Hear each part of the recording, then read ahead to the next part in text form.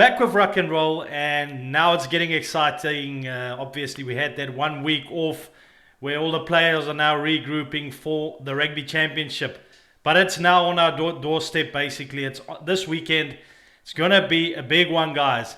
Now, we know that the All Blacks will be playing Argentina and the Springboks will be playing Australia first. Both of them 2 tests.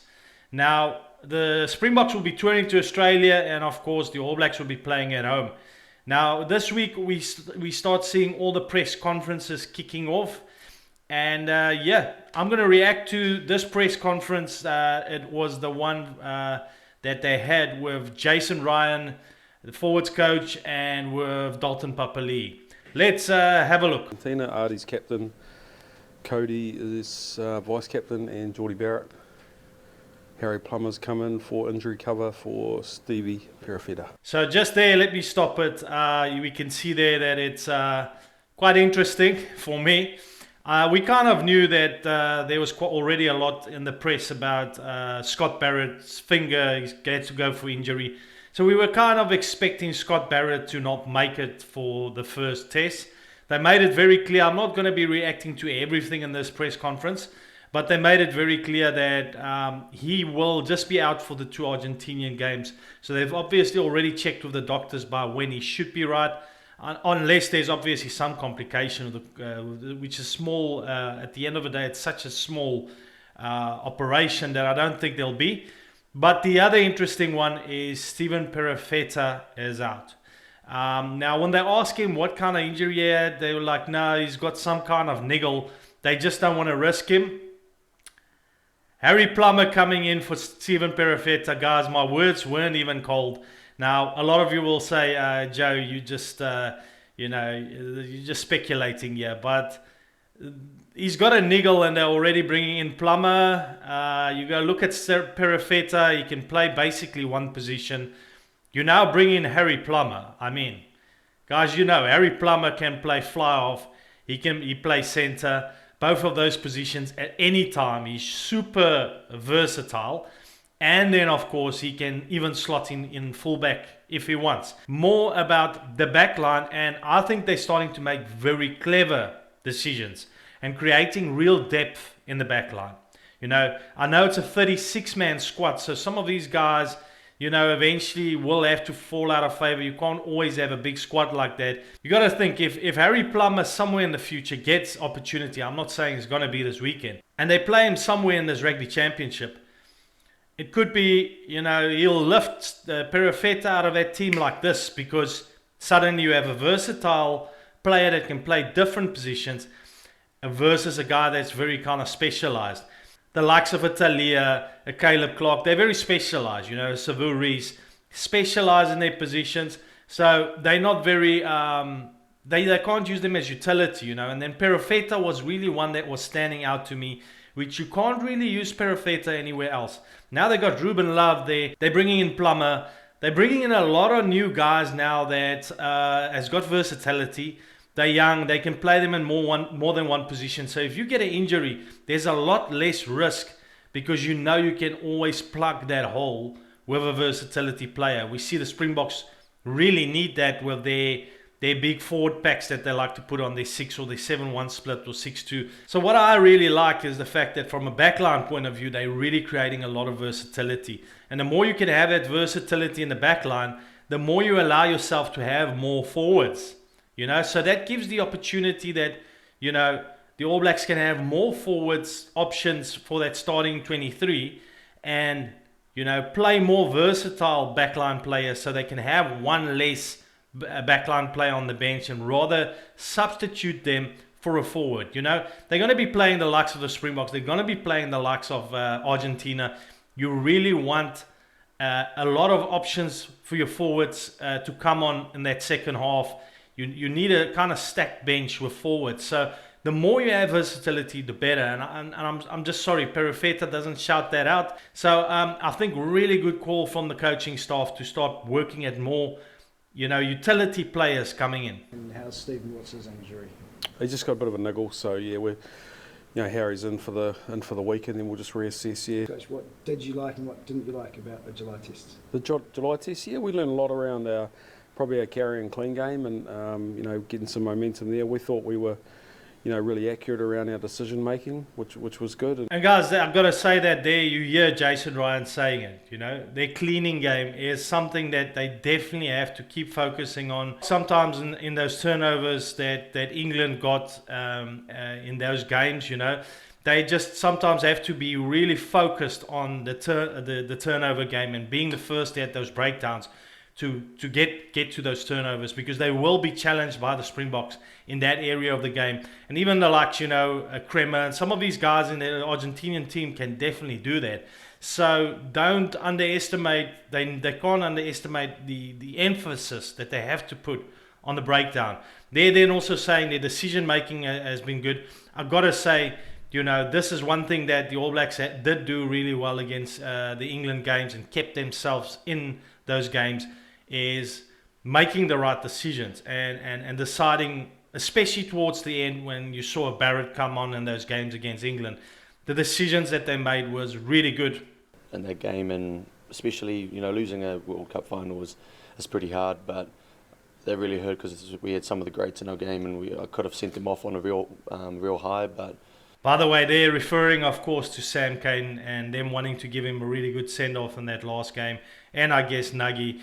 But I mean, yeah, that's rugby, guys. Sometimes it goes your way, sometimes it don't, but definitely you'll have that the All Blacks are still walking around with that grudge, and they will be fired up for that first game against the Springboks. And I'm telling you guys, this year's going to be good, because it's obviously revenge now. It's very similar to what Ireland had, but I mean, this is bigger because it's the All Blacks versus the Springboks, and it is basically the first game after that final. And on defence, just being a nuisance at the ruck. So the trademarks are there, but we just need to get better. And that's there what he says, is being a nuisance at the rucks. I still believe All Black Rugby, where they win their games or lose their games, is the breakdowns, because they are very dangerous from broken play. They're such a dangerous team with the offloads, the little offloads and the tackles. But you've got to get their backline away. If you're not going to be winning the breakdowns, if you're not going to be winning the set piece, but especially those breakdowns, turn over some ball, hold on to possession, then it's always going to be a tough one. And I just felt that, like, against England, it was tough at times for them, holding on to possession. So they're really going to have to go hard in this rugby championship from an All Black perspective, around those breakdowns and those loosies really being on those balls quickly. By the way, guys, I don't know, but I've never seen the golden crown of Papali. I don't know if that's new, but maybe it's been there. I've just never seen it. But anyway, you can tell me in the comment section. The armband with Scooter is always there, but nothing really changes with Artie. He's this himself, you know. He's had a good laugh around the field and off field. And even on the field, you know, you respect him and you follow him. So yeah, guys. So I mean, for me, like, I'm neutral when it comes to the All Blacks and who they pick as the captain. But if I look at, you know, who is the best captain for me for the All Blacks, I have to put Ardie above Scott Barrett. It's just my opinion. Like, you know, discipline-wise, Ardie is very disciplined compared to Scott Barrett. I see Ardie talk more for me on the field more often than Scott Barrett. Scott Barrett seems a little bit shy sometimes. That's just what I'm saying. Now, what impact a captain has on the field, it depends. Sometimes they lead by example. I think Ardie is a very good leader like that, kind of like a Sia. They bring the energy in their game. Sia Kolisi is also like that. They don't necessarily have to talk that much, but they bring an energy through their game. But then you go look at the likes of you know, obviously Richie McCaw was one of the best at that, talking to the ref and kind of being very kind of mouthy and making sure you're always in the ref's ear. John Smith was really good for the Springboks like that. Sam Cane wasn't bad at that. It is important to have a captain that can also really talk. So I don't know. I just feel, personally, I like the idea of Ardie being captain. Maybe he's never really going to be the captain because he's already putting his hand up to go to Moana Pacifica. And maybe, you know, it does show a little bit of where does his alliances lie with the All Blacks. And I always felt when he said he's going to Moana Pacifica that might put a bit of question marks on how he's perceived as an All Black. because, you know, I know the All Black code is very kind of loyal type of thing, you know, so it's an interesting call, but he's still captain for these 2 games, so I'm glad to see him there, because I love it. I'm an Audi fan, guys. Yeah, guys, so that was my reaction just to the press conference there with the All Blacks. I just quickly wanted to jump into the one with Joe Smith, 1 or 2, but let's go through them, and you might find it interesting what he said in the press conference. Marika's been keen all year, and so, you know, that it's not a sudden conversation. What Joe Smith's been saying, he tries as much as possible to be picking from local players and not guys playing overseas, but Korebete, pulling in Marika Korebete has been, I think, a good call, because I really felt when I got the news that Neil Wright and Fraser McWright, but especially Fraser McWright. For me, when I heard Fraser McWright is not playing, I really rate Fraser McWright, and I think he is such a machine with the loose balls and just getting over those balls and those jackals, and he's really good, like at cleaning out, and his influence on the field also as a leader. Losing Fraser McWright was a serious issue, and then they sit without Will Skelton, and you were like, oh no, Fraser McWright, you know, Wright not there. There was quite a few guys that's not going to make this, that I felt it was so important for this Wallaby team to be at their very best when they play the Springboks, because the Springboks have not toured well to Australia. So I felt if they had their full team with confidence, they had a great chance at just causing an upset in it for this first one. You know, there's still some jet lag and stuff. And I thought that, you know, my initial thinking was, I wonder if the Wallabies are not going to take this first one just by a point or 2, and then the Springboks hit back in the second one. But after hearing them losing those guys, I thought, oh, I don't know, I don't think so. Hearing that Marika Korebete is back, which has had a great record. 2 years ago, he scored brilliant tries against the Springboks, and he is a force to be reckoned with. Does give them some points again. I don't think, for me, it's a Fraser McWright, just because Fraser McWright is involved, you know, up front. The breakdowns where, you know how I feel about that. I think that's where games are won or lost. So, but still, a big factor to have a Korebete on the field. He's definitely a weapon on the field. So, a good call to call in some guys to just strengthen that team again and bring in some experience, because you're bringing in a lot of experience there. What are your philosophies around, like you were on World Rugby previously, what are your philosophies around the idea of a bomb squad and whether or not fatigue should be in the game? And you know, it's great innovation having a 7-1 side off the bench at times, but The game, and if a bomb squad member comes on at half time, they've still got to play 40 minutes. Guys, let me just say that it was refreshing to hear him not go off the old tangent, you know, like some of the Irish guys have gone and whatever, to leave that alone, because, you know, the fact is your team's your team. Anyone can pick whatever they want, and to be saying, oh, but that's a fatigue thing, do the same if you've got the players. Do the same if it's a fatigue thing or whatever. But it's like he says, those guys still got to play a half of a game. And you can do exactly the same, you know. So, but anyway, we're not here to debate the 7-1 split or the 6-2. I found I had huge respect for him not going off on, because obviously, you know, the press is trying to probe. That's the plan. And there are risks, you know, talking to Vern Cotter, who's obviously a good mate of mine around the Blues this year. They went with a 6-2 split, got 2 injuries very early on in their back line, and played a halfback on the wing for the whole. Exactly that. So there, again, you know, really appreciate what he's saying there. You know, the risk. It's a risk.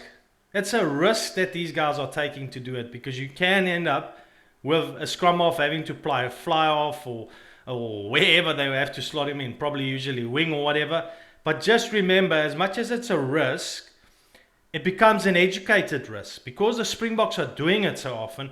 They're starting to prep guys. They let a Cheslin Colby quite often play at scrum off so that they can use him there. They prep. They already let guys train in specific positions. So if they have that kind of issue, they have a kind of plan that, yes, the team will be at risk, then there is a bigger chance.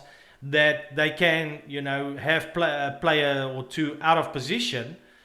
But the fact is, how often does that happen, and how often do you get the benefits of the split? And I think that's what it comes down to. How often, you watch the last game of the Springboks, losing one player in the first 10 minutes and having to play with 14 men, and it was a centre, Andre Estreisen, and you had wings having to play centre and cross the fence and all kinds of stuff. Anything can happen anywhere in the game. So I personally understand the thinking of Rassie and coming in with these 6-2 and 7-1 split and being really innovative. And, if you go look at the odds, it's not really such a bad risk to take if you really prepare for it. It's not a full-on risk without any preparation, would I say. And so any innovation is great until it's not, I guess.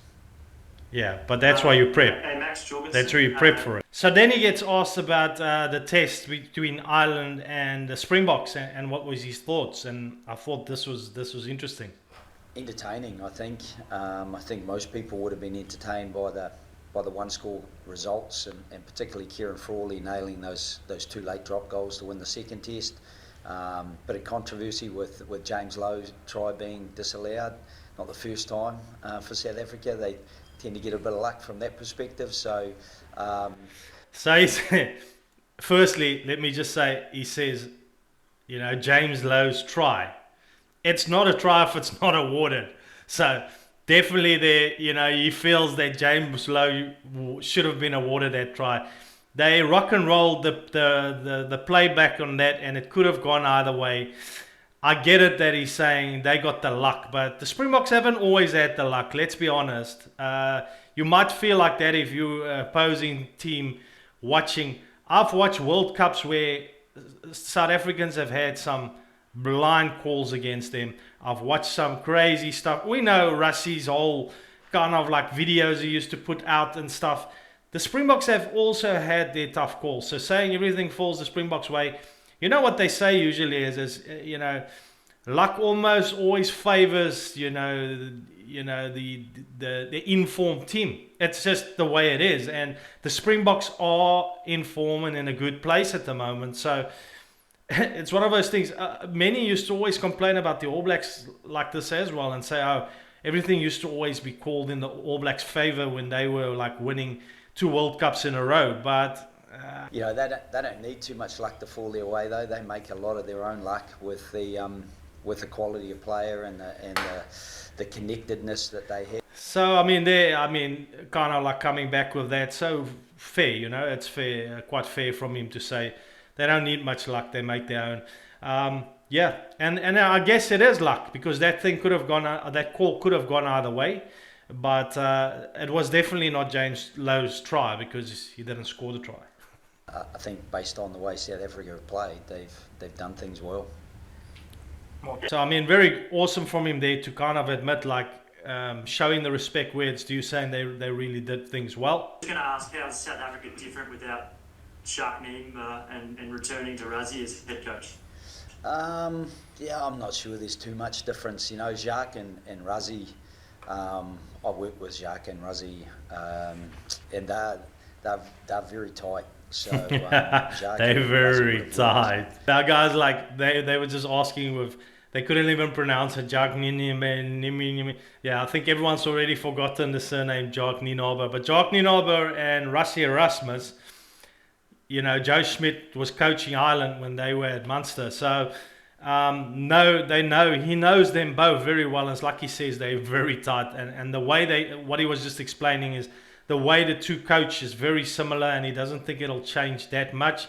He thinks the defense structures are still very similar, which is the case. I do think they don't do as much of a blitz defense, the Springboks, as what they used to do with Jock. And I don't know if that's a good thing, because they were really good at were becoming really, really good at the blitz. And when I'm talking the blitz, is the one player shooting out often and kind of spoiling ball. It's something I don't see as often anymore than what I used to see with a Faf de Klerks shooting out, or a Pieter Steph de Toy. So a little bit of a change in the defense structures. It's more like a press defense now. And then of course in the attack, there's a lot of changes within the Springboks with the offloads. They're trying to bring in new backline, running a bit deeper, a lot more trying to run the ball in the back line. So, but generally, yeah, not that much of a difference. But I do think with time, Rassie will change the game quite a bit to the way that Jock Nienaber used to play it. Against Springboks since you've taken charge, would you like to have had a bit longer before you really test yourself against the best in the world at the moment, or are you happy to be where you are? Yeah, well, I'd like to have more time, to be honest. I think I've got to be candid. It's a very much been a sprint so far. Let me just say, I take my hat off to this guy. I've got a huge respect for him. I think he's a brilliant coach. What he's done with this team already is what Eddie can dream, Eddie Jones, of doing. Just in 3 games, and he had not had any time, as he is admitting there. Would he want to be facing the Springboks already now? Maybe not, because he would have wanted to prepare a bit more. But a very genuine guy. I like Joe Schmidt, and generally very fair. Now, this last comment I found quite crazy. I didn't think he would say something like this. But listen to this. He was asked about the Springboks, and he was talking about how well he knows the Springboks and how well he knows the Wallaby team that he's actually coaching. Up is a real challenge. They've got as I said, a massive experience in their spine, but some really exciting young players like Fussy. But I've coached against most of them over a number of years, really, with Ireland and New Zealand, and so I probably know them better than I know us. What? Wow. I'll close with that. Joe Schmidt admitting that he probably knows the Springboks, which he's not even coaching, better after 3 games coaching the Wallabies. That just tells you where he is right now, this team, and rightfully so. Had a lot of, obviously, had to study the Springboks a lot, having coached Ireland. So, understandably so, but man, I found it interesting how honest he was in this interview. And I think he's going to be really good for Wallaby Rugby. Guys, I'm going to give a bit more with the announcements of the teams. Then we can really look at these 2 teams, give my predictions. I just want to tell you guys, my channel has kind of like picked up quite a bit lately. You guys have been really awesome. Been hitting that subscribe button and showing me some love and giving good comments. I can't get to all the comments, but thanks for all the comments. And just, keep supporting if you can. If you haven't hit that subscribe button, please hit it. And I'm going to catch you in the next one, as I always say. Thanks so much for watching. I really put a lot of time in doing this and still got a job, still got family, got loads of things to do. So I do appreciate it. Thank you. Bye.